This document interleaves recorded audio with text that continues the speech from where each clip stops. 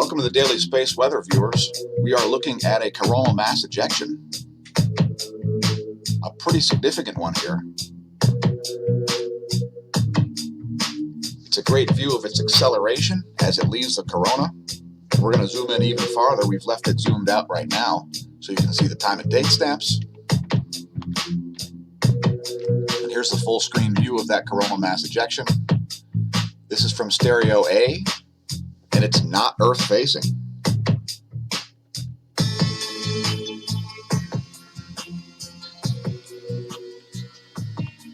And this kicked off yesterday at around 1700 to 2000 hours. And the Earth would be off to the right, so nothing facing the Earth. This does appear to be associated with a small X-ray flare also. We'll get to it in a minute. Let's zoom back out so you can see the time and date stamps.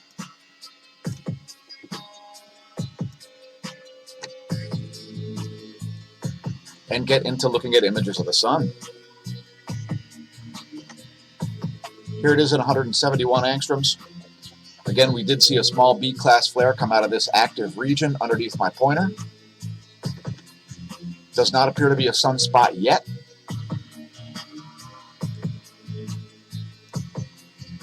And we're looking at 8.5 hours here on today, January 20th, 2020.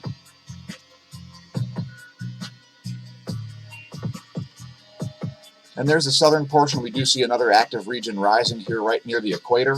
Looks like another cycle 24 plage. Here's a colorized magnetogram.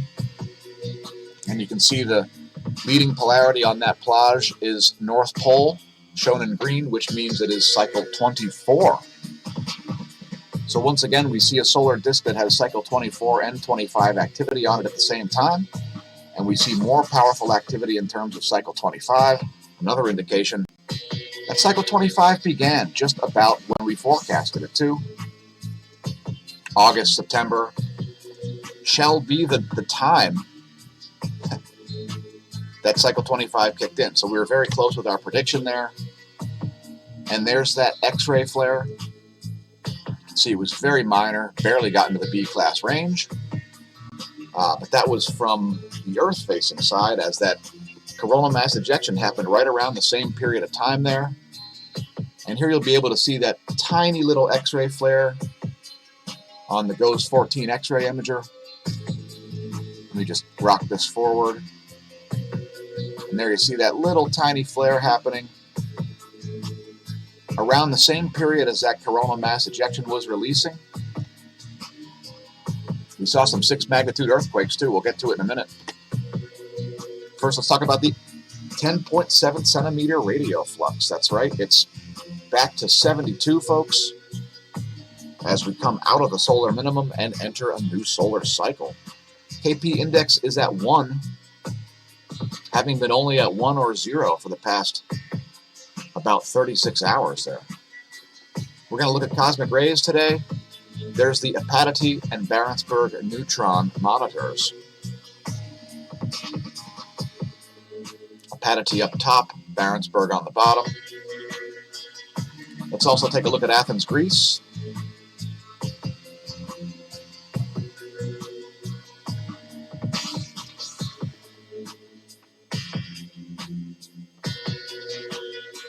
And there's the Athens, Greece neutron monitor.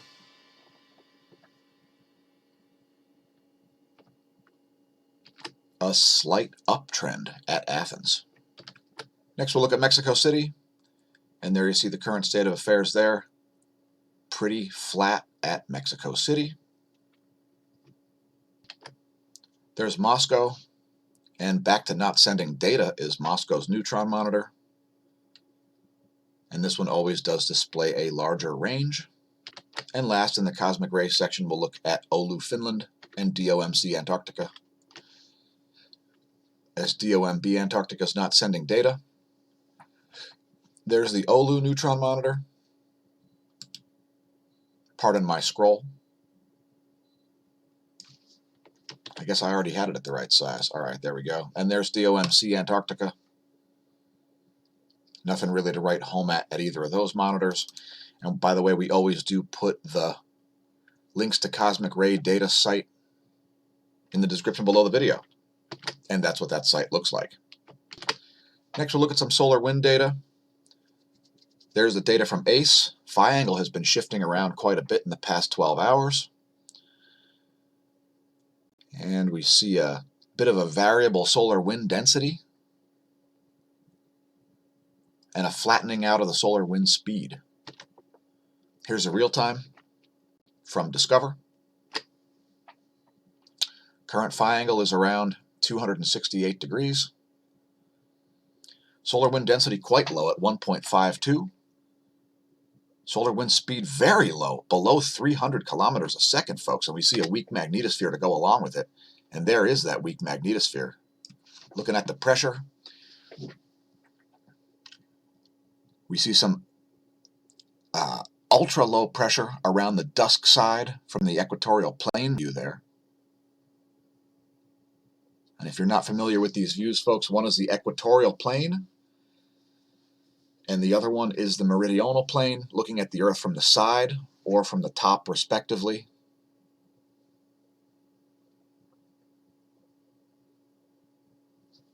And there's that data. We don't see very many ground magnetic perturbations, but we did see some, again, we saw some 6 magnitude plus earthquakes, at least 2 of them, and a 4.5 magnitude quake in Kansas. We'll get to it in a moment. There's the geospace ground magnetic perturbations. Not a lot going on during this polar excursion today. Let's put that back where it was before it refreshed, as we're trying to keep the video as compressed as possible. Anyway, there's 4 hours of data. Electron flux has taken its good old time rising, and we were actually wrong on yesterday's forecast. We expected this to be slightly higher, so a bit of an electron deficit going on there, and no forecast to be made today on it. Next, let's look at the ionosphere movie, and this is 6 hours of data. And we see anomalous charge downs and charge ups. You can see at that moment the ionosphere very discharged, and then suddenly charging back up, especially in the southern hemisphere. And we see some anomalous readings around the prime meridian there also. Looks like some kind of a measuring error once again. Let's bring up the latest image. And that one coming in at 9 o'clock UT. GOES magnetometers are before you. And the Earth is solidly in the South Pole-oriented portion of the heliospheric current sheet right now. And here's the data from Gong 2. This is 1 hour and 31 minutes old. And you can see the South Pole polarity here in red is in charge of the polarity of the current sheet right now. Not expecting any changes in that to come anytime soon.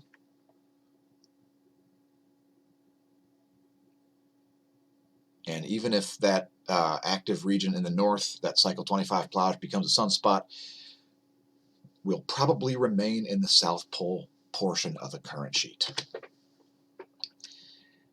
Here's the earthquake rundown. And we're going to get to that 4.5 in Kansas in a minute. Let's first scroll up the list here, nice and slowly, so our viewers can see what is on the list without having to go to all these websites. There's a 6.0 in Indonesia. That's one of 2 6 magnitude quakes, and that one is at depth. So I would remain on alert in Indonesia, as that quake is at 118 kilometers depth. If that was at the surface, it would be a mid-6, something like a 6.5 magnitude quake. So if I were in Indonesia, I would remain on alert. In fact, if I were anywhere around the area, as tsunamis can be generated from those sorts of things. And let's go look at this one south of Hutchinson, Kansas, a 4.5 magnitude quake, the largest we've seen in the U.S. for quite a while. And there's a location of that. Fairly close to Wichita there. Please leave a comment if you felt that earthquake. And we'll zoom out, and there's a location of that due north of Oklahoma City. And heading back to the list here, there's a deep quake in Dominica, only a 3.4 magnitude, but 106 kilometers depth.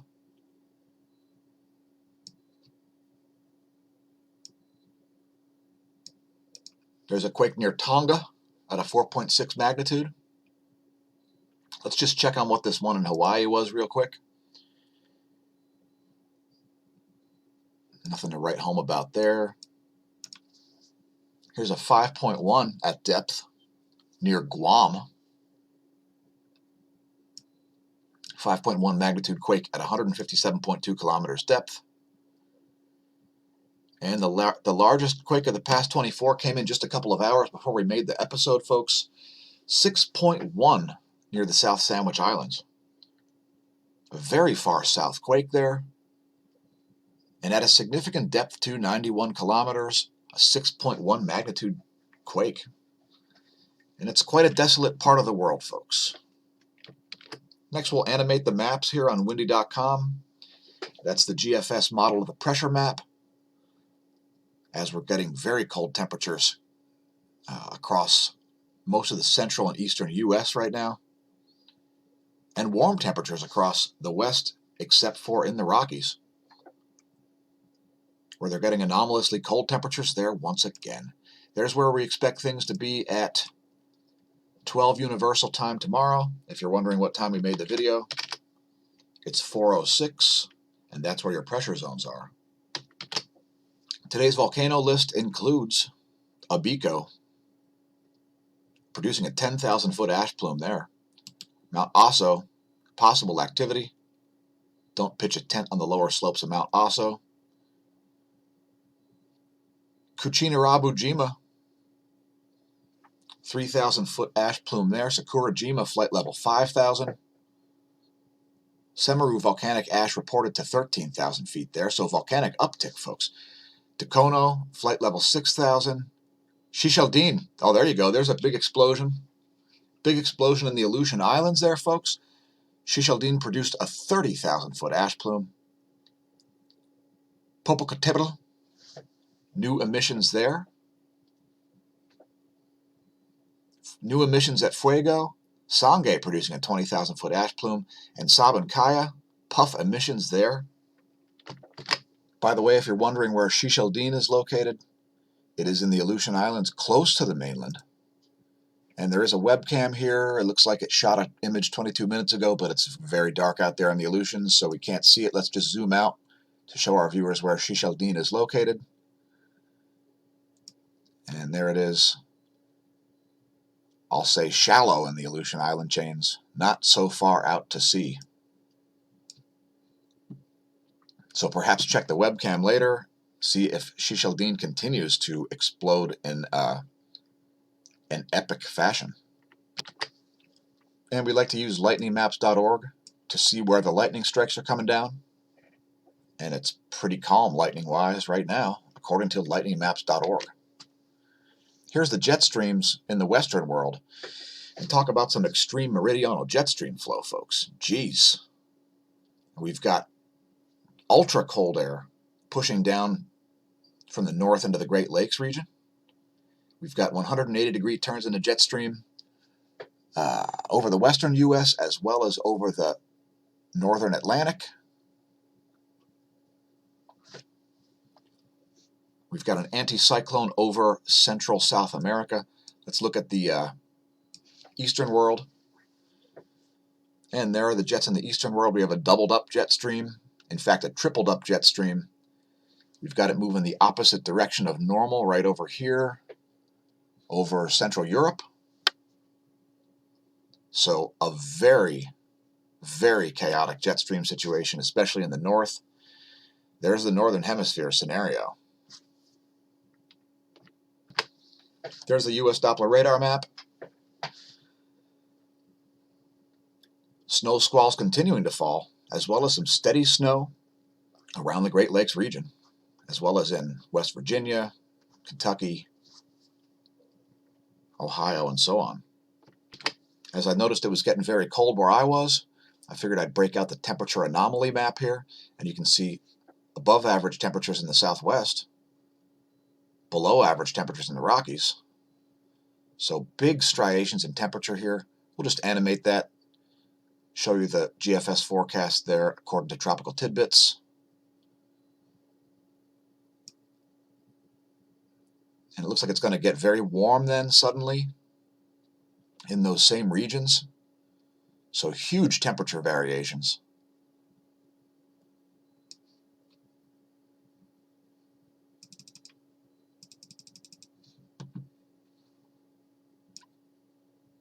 So huge temperature flux going to happen there. Cold air is going to get pushed right back out and replaced with very warm air. And here's what's causing such anomalous weather, folks. It's a result of the jet stream activity. We showed you how meridional that jet stream flow is.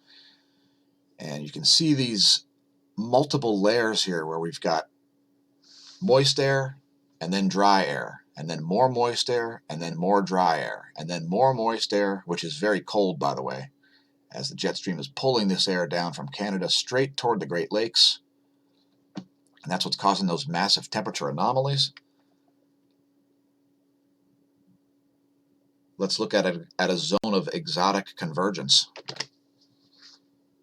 And we've got a nice situation here where we've got a bunch of dry air compressing that moister air.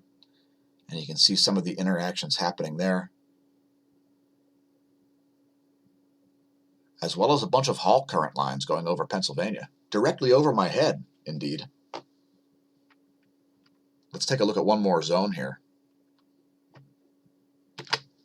And that's kind of the leading edge of that jet stream flow there. And it's just pushing across New York City right now, actually, and Connecticut, Massachusetts. So some cold temperatures going to be setting in the entire eastern portion of the country today. By the way, if you enjoy the content, please press like and subscribe on YouTube, as we're doing it before anybody else in ways nobody else is doing it. Also, check out the cosmology segments. And we've got lots more content coming. Thanks, patrons.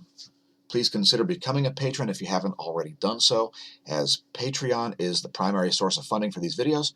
And we've started a .org. There's a lot of stuff we're doing this year. We won't get into it. Thanks for tuning in, Smash Team. We're keeping this one kind of short to make a second video shortly.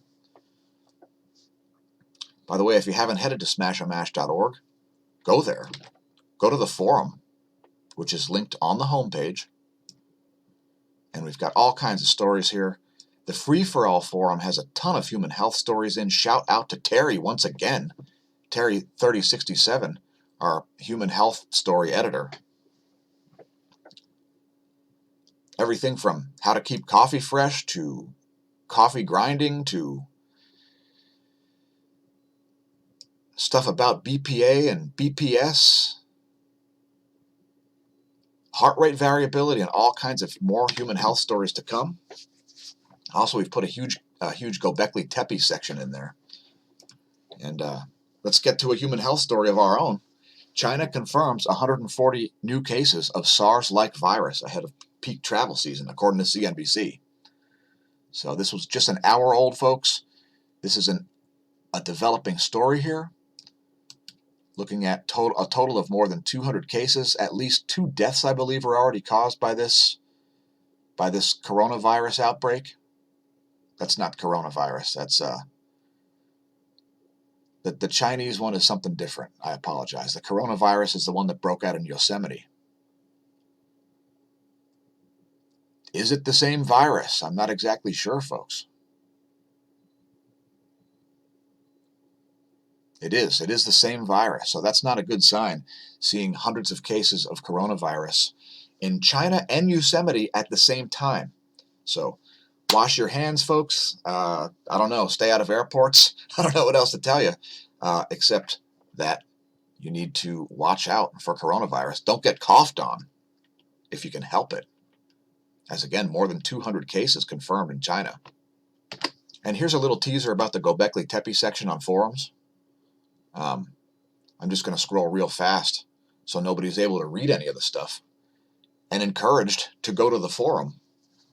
where we put up a ton of extra information yesterday.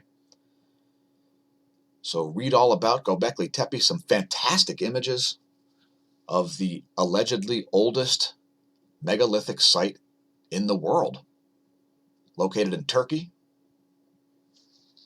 And we're not going to talk about the mission. We're just going to go on to bonus features. And we're showing you the intensity gram here in very high res, just to show you that none of those plages have yet turned into sunspots. So we don't see any dark ombre associated with those, which means those are not sunspots. And part of the reason why we have the sunspot counting and naming conventions that we do is because we have to be able to compare current sunspot numbers to old sunspot numbers. And this is, for instance, one of the reasons why sunspots get named a second time if they travel all the way around the sun. Here's the latest colorized magnetogram, and I just refreshed it. There's the time and date stamps of that. Let me zoom out a couple clicks here, as this is very high res. Anyway, there's the current state of affairs. 3 fairly weak plages there. This one here has actually gained a little complexity. This cycle 25 plage here, it's gaining a little bit of leading edge complexity there, so keep an eye on that throughout the day. And when I say eye on, the pun is intentional. We're going to close things out with a 94 angstroms view. And for you new viewers out there, 94 angstroms is iron 18, 17 times ionized iron. And this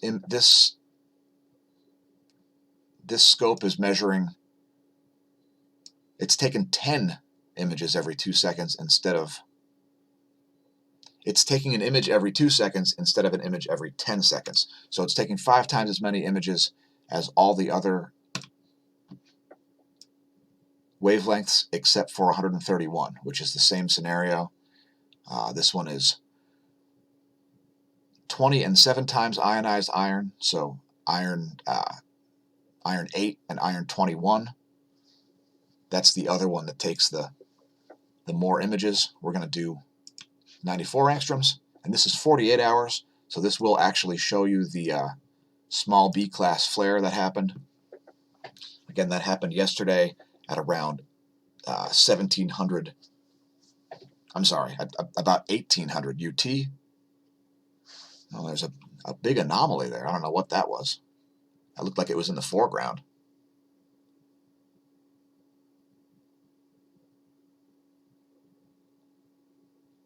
That was a good one.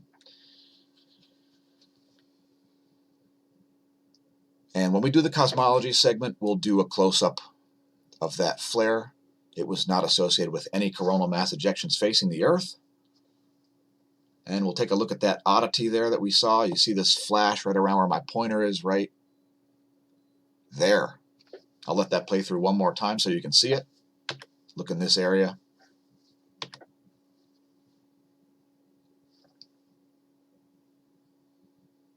And that took place a couple minutes after that flare. So anyway, we're out, folks. Thanks for tuning in. Remember, stare at the sun, don't drink, and if you drink, don't drive. And since it'll never be now again, may that solar wind be at your back and that atherosclerosis absent from your veins.